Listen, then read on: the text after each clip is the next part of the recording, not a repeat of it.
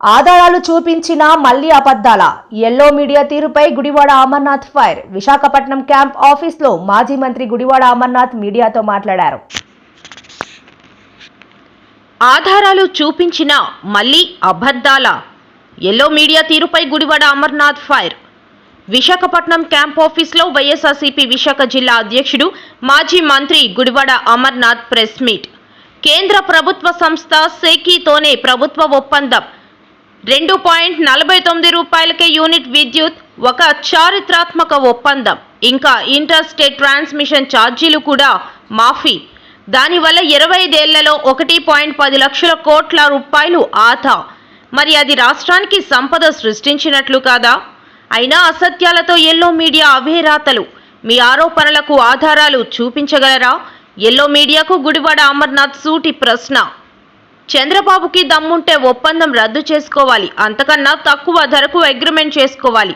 అలా తాను ఎప్పుడూ చెప్పుకునే విజనరీనని నిరూపించాలి. చంద్రబాబు ఎన్నికల హామీలన్నీ గాలి బుడగలేనని తేలింది. 6 నెలల్లోనే ప్రభుత్వం అన్ని రంగాల్లో ఘోర వైఫల్యం. ప్రజల దృష్టి మళ్లించేందుకు అదే పనిగా కుతంత్రాలు. ప్రెస్ మీట్లో మాజీ మంత్రి గుడివాడ అమర్నాథ్ ఆక్షేపణ. వారు చేస్తున్నటువంటి దుష్ప్రచారం ఒక మోడస్ ఆపరెండిగా కొనసాగిస్తున్నటువంటి సందర్భాల్లో ఇప్పటికీ కూడా దాన్ని కొనసాగించేటువంటి ప్రయత్నంలో భాగంగా గడిచినటువంటి వారం రోజులుగా అదానీ సంస్థతో రాష్ట్ర ప్రభుత్వం, ఆ రోజు వైఎస్ఆర్ కాంగ్రెస్ పార్టీ ప్రభుత్వం ఏదో ఒప్పందం చేసుకున్నటువంటి దానికి అదానీ గారి మేము లంచాలు తీసుకున్నట్టు, దానికి సంబంధించి ఎక్కడో అమెరికా లాంటి దేశంలో ఎక్కడో ఎవరో ఆరోపణ చేస్తే దాని మీద పూర్తిగా జగన్మోహన్ రెడ్డి గారిని డిఫేమ్ చేసేటువంటి విధంగా జగన్మోహన్ రెడ్డి గారి మీద చేస్తున్నటువంటి దుష్ప్రచారాన్ని తీవ్రంగా ఖండిస్తూ అనేక సందర్భాల్లో మేము మాట్లాడాం. నిన్న స్వయంగా జగన్మోహన్ రెడ్డి గారే ప్రజల ముందుకు వచ్చి, ఆ రోజు మేము ప్రభుత్వంలో ఉన్నప్పుడు మాకు వచ్చినటువంటి కేంద్ర ప్రభుత్వానికి సంబంధించినటువంటి సంస్థల నుంచి వచ్చినటువంటి ఆఫర్స్ ని రాష్ట్ర ప్రభుత్వంగా మేము తీసుకోవాల్సినటువంటి నిర్ణయాన్ని ఏ రకంగా తీసుకున్నాం, తద్వారా ఈ రాష్ట్రానికి ఏ రకంగా అది ఉపయోగపడింది, తద్వారా రాష్ట్ర సంపదని ఏ రకంగా కాపాడాం, ఇవన్నీ కూడా చాలా వివరంగా నేను జగన్మోహన్ రెడ్డి గారు మాట్లాడుతూ చెప్పడం జరిగింది. వారు మాట్లాడుతూ మరో విషయం కూడా చెప్పారు. ఏవైతే కొన్ని పత్రికలు పనిగట్టుకొని జగన్మోహన్ రెడ్డి గారి మీద చేస్తున్నటువంటి ఈ దుష్ప్రచారాన్ని ఆపకపోతే, 48 గంటల్లో క్షమాపణలు చెప్పకపోతే 100 కోట్ల మేర డిఫమేషన్ సూట్ కూడా వేస్తామన్నటువంటి మాట నిన్న జగన్మోహన్ రెడ్డి గారు చెప్పడం జరిగింది.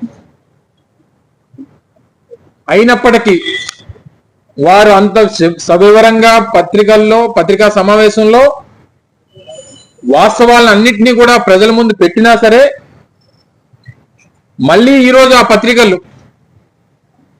వక్రీకరిస్తూ సరైనటువంటి సమాచారంతో నేను జగన్మోహన్ రెడ్డి గారు ప్రజల ముందుకు తీసుకొచ్చినప్పటికీ సమాచారాన్ని మళ్ళీ దాన్ని వక్రీకరిస్తూ ఈరోజు మళ్ళీ వారి పత్రికల్లో ప్రధానమైనటువంటి ఎజెండాగా ఈ వార్తని క్యారీ చేస్తూ మళ్ళీ ఈరోజు దుష్ప్రచారం చేసేటువంటి ప్రయత్నం చేశారు. అయితే నిన్న వారు మాట్లాడినటువంటి మాటలకి ఇది చంద్రబాబు నాయుడు గారు అలాగే తెలుగుదేశం పార్టీ గెజిట్ పేపర్లు, మేము ఇప్పుడు కాదు అనేక సంవత్సరాలుగా మేము పార్టీ పెట్టినటువంటి నాటి నుండి జగన్మోహన్ రెడ్డి గారు కాంగ్రెస్ పార్టీని విడిచి బయటకు వచ్చి వైఎస్ఆర్ కాంగ్రెస్ పార్టీ స్థాపించిన దగ్గర నుంచి జగన్మోహన్ రెడ్డి గారి మీద దుమ్మెత్తి పోస్తున్నటువంటి పత్రికలు, ప్రధానంగా ఈనాడు, ఆంధ్రజ్యోతి. నిన్న జగన్మోహన్ రెడ్డి గారు మాట్లాడుతూ విద్యుత్ కొనుగోలు ఒప్పందం సెక్కి రాష్ట్ర ప్రభుత్వం డిస్కమ్ల మధ్య జరిగింది, మధ్యలో దళారీ లేడు, ఎక్కడా థర్డ్ పార్టీ లేదు, అలాంటి అప్పుడు అవినీతికి అవకాశం ఎక్కడ అనేటువంటి మాట నిన్న జగన్మోహన్ రెడ్డి గారు చెప్పడం జరిగింది.